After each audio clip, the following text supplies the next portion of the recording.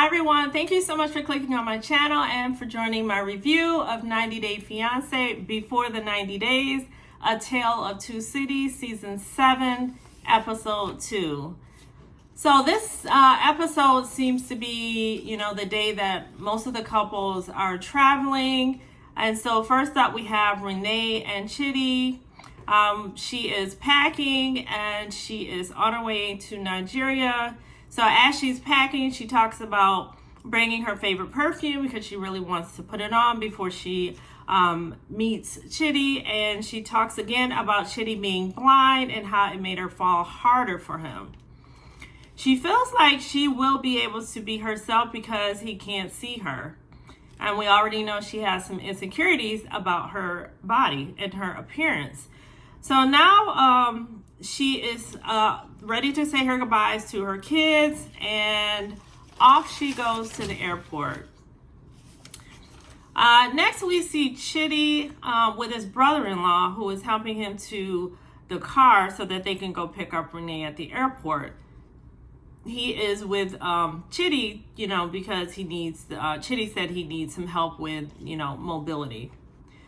So he starts remembering in the car. He's like remembering, trying to recall, how Renee has described herself. So she says she has long brown hair. She tells him she has big eyes. She has hips, and her body size is slim and skinny. So when she arrives, he says he can't wait to have a firsthand feel with his other senses. So later, Renee arrives, and the brother-in-law kind of messes with her. I think he was just trying to play a joke on her. I don't know if he was trying to act like he was Chitty, but eventually he directs her to where Chitty is standing. She gives Chitty a big hug and a kiss, and she says, "You're sexy," and he tells her that she's beautiful, which was interesting for him to say that. But he did say that she was beautiful, and, he starts to feel her arms, and he says that, she is big. And she responds with, I'm almost the height of you." I don't think she understood what he was saying, or actually that he actually said that. And he says, "But you are big." And then he tries to save that comment by saying, "I like your stature."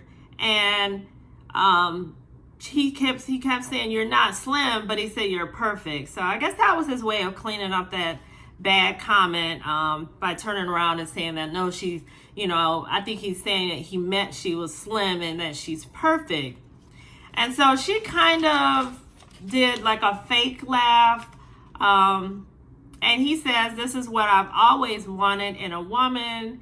They keep hugging and kissing, and, he hands her a single rose. That was cute. That was cute, I guess. It was a real small rose. It was still in the plastic, so. But she liked it, and they kind of kept hugging and kissing, and they did have a little bit of an audience because they had the airport workers, and then they had the police that was standing behind them, and just people that were walking through. And the brother-in-law was probably a little uncomfortable, so he was trying to move them along and telling them, "Hey guys, let's go." And so they finally start walking, and Renee is so happy that she's able to guide him. She's a little jealous, she said, when other people guide him. She would like to be the only one that's guiding him anywhere. So, they are off to the sister's house where she's getting ready to find out that she'll be sleeping by herself. So, hopefully, this ends well. And actually, he did. When they got to the house, I don't know why he waited till closer to the end of the day, but I guess with his sister there, she couldn't get too upset, or so they think. She couldn't get too upset, but he did manage to tell her that she would be sleeping by herself He would be sleeping in a different room until they get to know each other a little bit more. I wouldn't say she was okay with it, but she dealt with it. She said, she would, basically, she's just gonna, she'll stay in the room, but she doesn't want to do it too long, because she didn't fly over there to be sleeping by herself, because she could have did that, stayed home and did that. So, all right, and so that is Chitty and Renee, and now we have Lauren and Faith. So we see Lauren in the airport. He just arrived in Taiwan.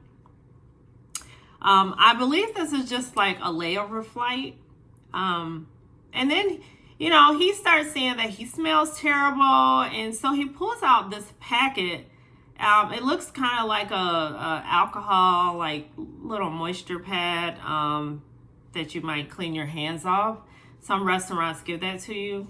And then he starts cleaning under his arms. And I'm like, okay, what the heck is going on? Like, he's sitting there cleaning under his arms. It wasn't like he was in the bathroom or anything. There were other people around him as well. And I was like, so, and so he's been flying for 20 hours. So I get it. But I mean, you should have carried maybe some, a bar of soap or something. And he could have went into the bathroom and did it. But I keep forgetting he does live from house to house or couch to couch. So he still has one more flight before he gets to see Faith in the Philippines. He shows us the ring that he plans on giving to her, but he does say that they still have to talk about a lot of things, like the finances and his desire to have an open relationship. I don't see her liking that too much. So next we see Faith. She's at work in a hotel. That's where she works, and she calls it the officer in charge of housekeeping department. So I'm assuming that means that she's the manager of the department, or maybe like the director of the department. So she also is an events coordinator. She also is the maintenance kitchen staff. And then she said on her rest days, she works as a magician, a puppeteer, a makeup artist, and she also loves performing. So I don't know about you, but that doesn't sound much like getting any rest. So I thought that was interesting. I don't know when she rests. So next, she tells us a little bit about her background. She tells us that she was born as a male. Her birth name is Rodney. So when she was young, and she felt like a little girl.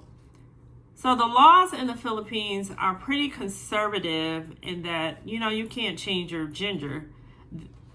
And there are a lot of what she calls ladyboys, because that's how she references herself. And there's a lot of ladyboys, and there's also trans women in the Philippines. So every year the city has what is called a prestigious trans beauty pageant. So when he was 15, he joined his first pageant, and he won Miss Shining Hair. And after this, she knew she wanted to live in her life. She wanted to live her life as a ladyboy. So she goes on to explain what a ladyboy is. She says that you look like a girl, but with no operations. And she says that she's not taking any hormones right now because, she said it's too expensive. And she has no plans to, remove her bottom parts, private areas. So in the future, if she has any surgeries, she said she only wants to have like the top surgery.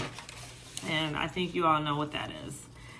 So she says she's very comfortable with herself, but says it's hard to date in the Philippines, especially if you're a ladyboy. So that's why she's been single for 30 years. And that's a long time to be single. So she feels her life is going to change now that she's going to meet Lauren. She calls him her special someone, who she met on a dating app. She says it will be her first boyfriend, so it's really special to her. She meets up with her friends. They tell her how great she looks and how much weight she's lost. And then one of her friends pulls out a gift bag and she opens it, and she's gifted 2 different lipstick colors. And she says Lauren will stay close to about a month, maybe between 3 and 4 weeks. And then eventually he will meet her family and friends during that time that he's there. So she's excited, but she's overwhelmed because he's almost there. So the friends asked where he's going to be staying, and she said that he will check into her room, but after that, she's going to have him book his own room. So, because that's kind of the way they discussed it. So next, the friends asked her if he invited her to move to the U.S., would she go? And she said, definitely. She's like, oh, of course. And then they asked if he was stable in the U.S. So meaning, does he have a stable job? And she says that's the only thing she knows is that he has a lot of side hustles, but she doesn't know his main source of income. And she says he's always working when he calls her. He also doesn't appear to be, stingy about his money. And she also talks about not wanting her heart broken since he is her first boyfriend, and she's really nervous, and she's not sure if he's in it for the right reasons. So there's a little bit of fear on her end. Her friends assure her that they will always be there to support her. Later, we see Faith getting ready to pick Lauren up from the airport. And when Lauren is, when he gets off the plane and then he comes into the airport, he doesn't see her right away. He didn't see her until he got outside. And that's when they were very excited. They hug and they kiss and kind of stare at each other for a little bit. And Faith is not really into like PDA, public displays of affection. So it was a little awkward for her to do that, to hug him. And, I don't think they kissed. They just hugged. So it was awkward for her, she said. But, she did give him a hug. And she also did some type of magic trick before she gave him some type of white rose that had like a light inside it. I really didn't get what she was saying when she was doing the trick. But in the end, she gave him a rose that has like a light in it. So, but it was a nice gesture. And they get ready to go to the hotel. So next we have Tiger Lily and Adnan, I think.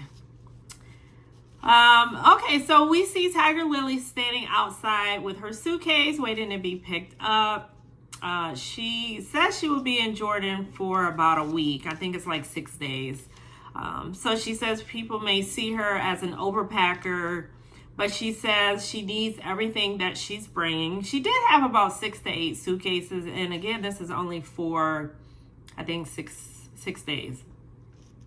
So she said she packed 3 wedding dresses and 12 to 18 fully accessorized outfits for the time that she's going to be in Jordan. So I guess she seems fully prepared, for all of the days. And I hope she's able to wear all of those, because once she's married, I don't know if she'll be able to wear all of those clothes because now she'll be practicing the same religion as him. So next she arrives at the airport and 2 of her friends meet up with her, and we find out that they are also flying to Jordan with her as her glam squad. So that she looks nice for the wedding. And her friends talk to the producers and they are confused that Tiger Lily isn't more, I guess, concerned about marrying a guy that she just met. She hasn't been very concerned about it. But next we see Adnan and his family. celebrating him. And he, you know, before he gets married, since he's getting married the same day that she comes in. So I think it's kind of like his bachelorette party, but it's just family. And so in his country, it is their tradition to dance and carry the groom, which is what they did. They also would be getting washed, as you saw probably in that scene. But to me, it looks like what is kind of what we call a massage, you know, in the U.S. So, however, they use like soap and water to wash him. I don't know if I would be interested in something like that. I don't know if I want anyone washing me, but that's exactly what he got. He thoroughly enjoyed it. And then, next we see them in the pool. So Adnan tells the producers we get a chance for him to tell us a little bit about him. So he tells the producers that he is a model. People love to photograph him, and his most popular angles he feels are his left side of his face, and also when he looks straight into the camera. And, you know, he knows he can have lots of women because he is handsome. But after meeting Tiger Lily, her eyes caught his attention. And, you know, he said he just, it was just different. And, you know, she was different and she was beautiful. And he loves that she has a nice body. She has long hair. And, you know, he felt like she was dressed nice. And because he's a model, he needs someone that knows how to dress. But I find that interesting because if she's going to not be able to show her body or any of her clothing outfits, I'm not sure, you know, that people aren't going to see that. So hopefully she'll be able to conform to that. But we will see. So next we see him and his family in the pool. And Adnan tells us that he believes in Islam. And because of this, he doesn't believe in sex before marriage. And personally, I believe this is the reason, you know, for the rush in them getting married in the first place. But he says that, you know, in getting married, you know, it'll be acceptable to God. So he'll feel a lot better once they're married. So he says he's ready to build his future with her. But for me, like, I've never heard him say anything about her kids. I'm not sure if you remember, but, you know, he's only 22 and I believe she's 41. So it'll be interesting to see if he's interested in the whole package, you know, or if he's just interested in Tiger Lily. So next we see Adnan and his brothers at the barbershop. Just like Tiger Lily's friends, they are asking Adnan the same questions about why is he marrying her so quickly. And then Adnan says that she is very nice, she's caring, and she's kind. And in my opinion, those are not reasons to marry somebody. That's just not enough to marry somebody. And he says that when you love someone, you don't feel that it's rushing things, and, you know, time becomes really irrelevant. And so then they talk about the difference between Arab and American women. And the brothers ask him if he's talked to her about how she will have to dress. The way that, the way she currently dresses is not going to line up with their traditions and values. And Adnan says he has talked to her about it and did experience some pushback, but that, you know, she has accepted his opinion and his request. He will continue to teach her, and once he is her husband, whatever he says will not be challenged. And I'm thinking, oh, okay, he said that.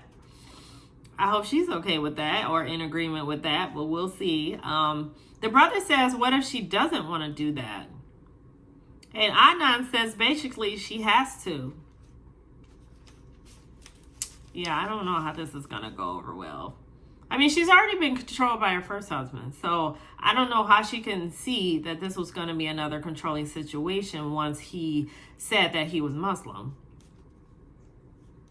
he does have his concerns about American women because the clothes are different, like our minds are different in his opinion, and because of his religion, wives can't shake hands, talk, or show their bodies to other men in public. He said that her body is only for him. And, he said if she doesn't, he says they will have a lot of problems. And so later we see Tiger Lily. She's on her flight, getting closer to landing. And we see her glam squad get to work.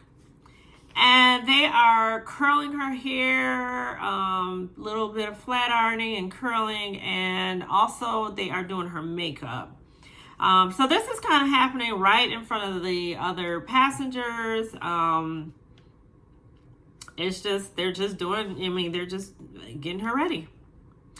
So then we see Adnan with his favorite brother, and he is on his way to the airport. Adnan said he has so many things to do, like getting Tiger Lily to the hotel to get dressed. But obviously, most important is for them to get married today. So Adnan and his brother walk into the airport.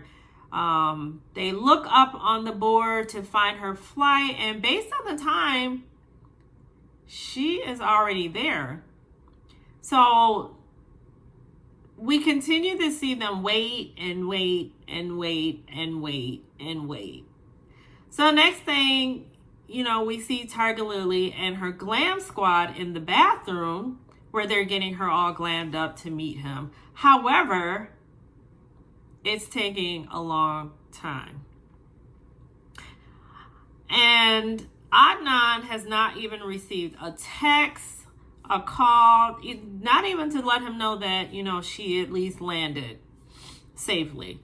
Eventually, an hour and 20 minutes later, she's walking out, and Adnan sees her, and all of his concerns and frustration go out the window.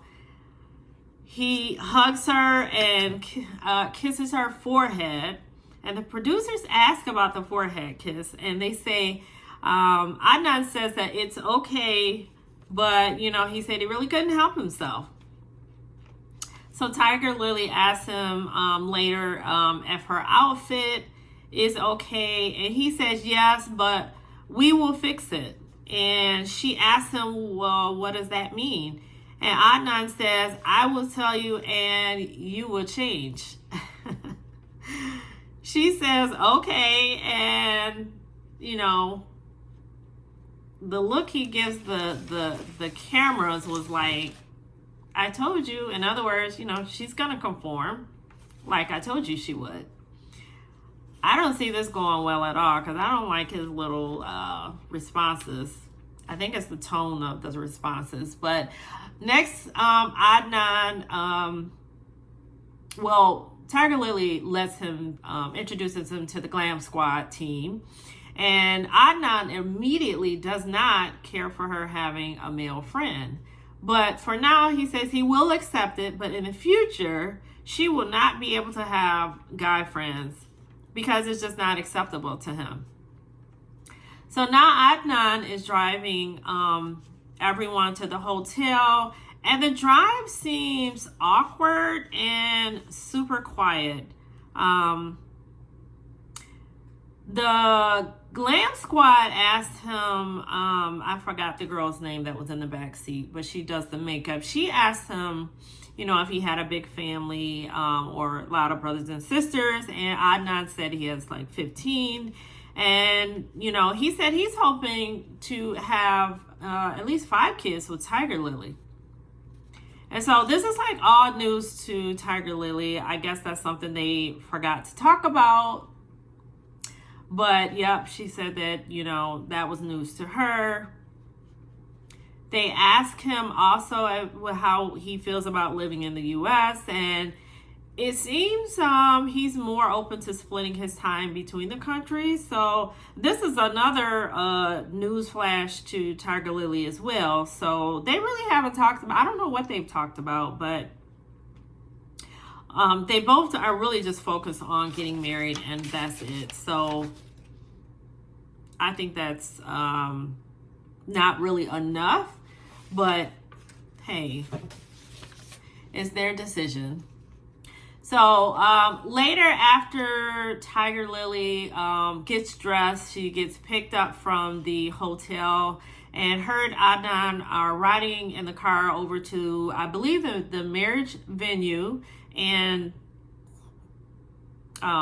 she keeps finding out new things. So she learns in the car that the mother will be there, and that she will have to also sign some marriage book that she didn't know anything about either. But he did say that he will have a translator for her. So, that's good, because she really doesn't speak the language really either. I do remember that he also didn't like what she had on. And I was like, what? I guess I didn't understand why she didn't get like some of the,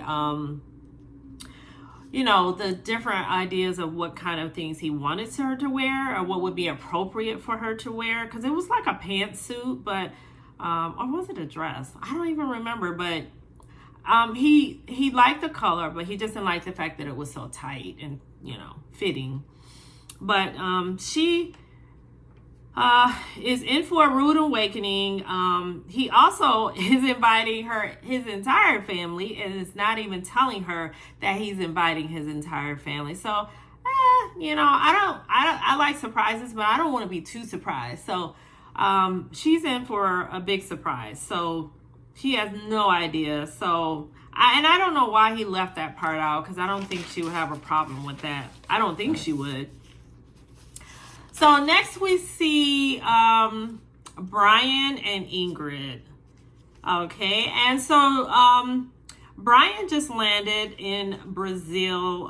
He has a layover stop, so he's not there yet. He still has the first flight was a 10-hour flight.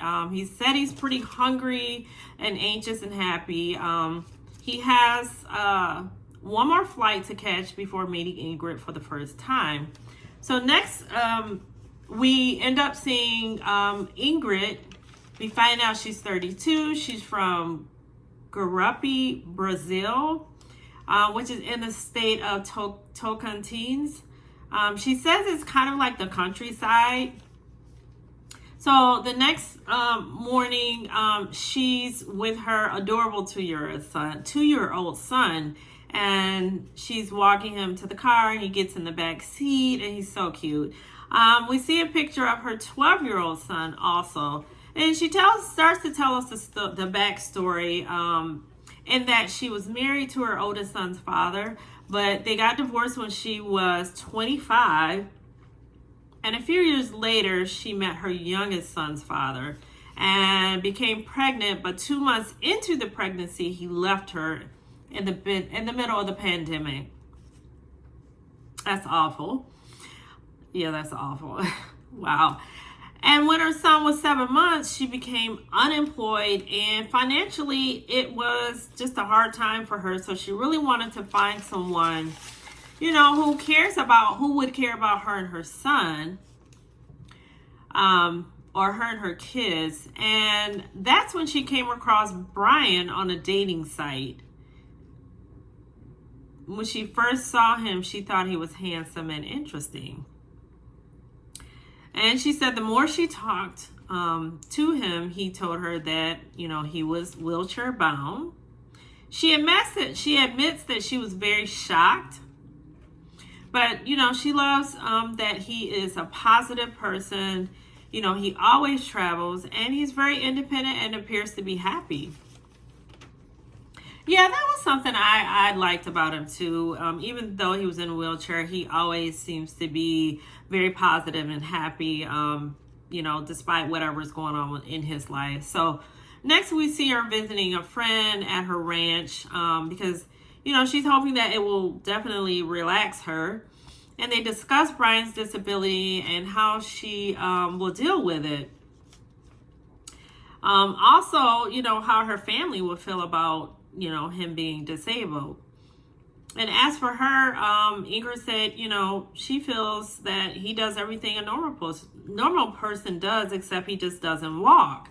On the parents on the other hand, may be harder to accept his disability, and she's not even sure they will want to meet him. Oh, that's bad. Jeez, just because he's disabled. But she said her first goal is to focus on him being a good, honest man, who would be good for her and her children during hard times. And she's had her heart broken and doesn't want to keep going through this. So she definitely wants to kind of take her time and make sure she's got the right guy. And then later we see her getting ready to pick up Brian at the airport. She says he is arriving in a city that's far away from her house. So, she has to take a bus to get there. And once she picks him up, she said they will go to a hotel and return back to her home the next day. So, 3 hours later, she arrives at the airport, and wow, she does live far from the airport. This was a 3-hour drive. So she immediately goes to the restroom to change her clothes, and then she puts on this sexy black dress that was super cute, and some really cute heels, some black heels, and she's a pretty tall lady. And after she's dressed, she goes out to wait for him in the lobby, and eventually he does come around. It actually was just only him. I don't know if he was on the plane by himself, but he was the only one that came through. Usually you'll see like all the 150 or so passengers that got off the plane, but he was the only one that came around the corner. So she sees him, she sits on his lap, and they hug and they kiss, and that concludes this episode. So thank you so much for joining me. I really do appreciate it. And on your way out, if you like this content, please like, comment, and subscribe, and I'll definitely talk to you later. Bye.